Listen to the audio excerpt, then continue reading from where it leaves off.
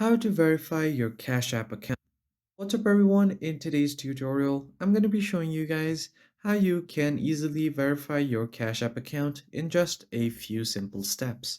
But before we get started, make sure to head down below to give this video a like and subscribe to our channel.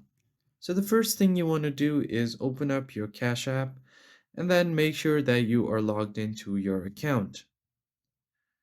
So once you are logged in, you are going to tap on your profile icon at the top right corner.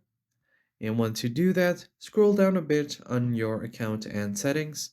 Then you will just have to edit your personal information. In order to verify your account, you will have to enter all of your personal details like your name, your address, your phone number, and your email.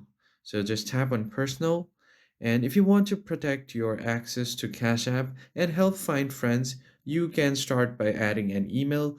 However, this is optional, so you can choose not to add your email, but I suggest you should add an email for an extra layer of protection. Once you do that, what you need to do is verify your address. So just tap on address and then enter your current address right here. Then tap on next, and then you should be able to verify your account. And after you have verified your name and address, your account will be verified. That's it for this video. I'll see you guys on the next one.